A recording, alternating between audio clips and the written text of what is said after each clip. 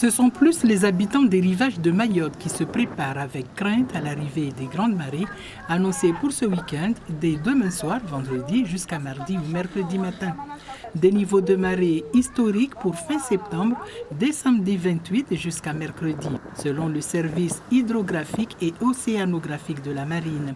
Combiné à la subsidence de l'île, ces niveaux varient de 4,14 m jusqu'à 4,32 m selon les jours.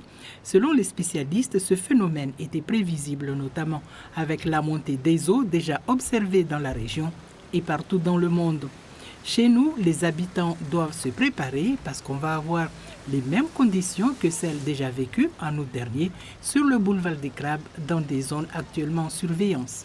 Essentiellement sur les zones côtières, les habitations qui sont sur les zones côtières, en fait, les maisons qui sont sur les zones côtières, mais aussi des infrastructures qui peuvent être touchées. Par exemple, l'aéroport peut être inondé, boulevard des Crabes, en fait, les routes peuvent être inondées aussi. À Ironibé, la route peut être inondée aussi, voire même à Tsunzu.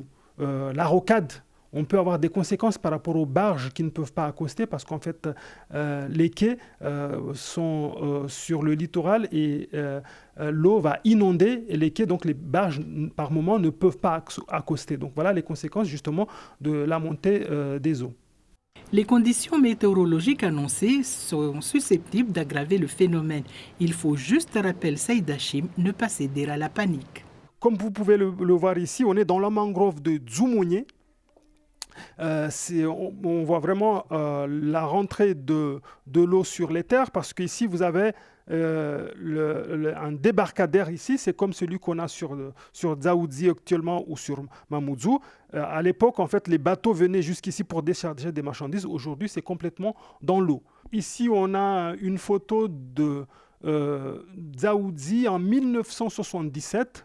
On voit bien qu'ici, on a l'îlot de Dzaoudzi, on a Fungujoui ici. Il n'y avait pas du tout la mangrove. Pas du tout. Pas une seule mangrove sur cette zone-là. Et aujourd'hui, c'est une zone qui a été envahie par la mangrove. C'est un signe que la mer est montée, que la mer a pris cet espace-là. Ça veut dire tout simplement que depuis des années, la mer est en train... Ça veut dire tout simplement que depuis des années, la mer est en train de monter progressivement, mais sûrement. L'inquiétude de la population est justifiée. On savait que ce phénomène allait se produire, mais on ne s'occupe tel que maintenant, raison pour laquelle, ne pouvant se battre contre la nature, elle s'en remet à Dieu.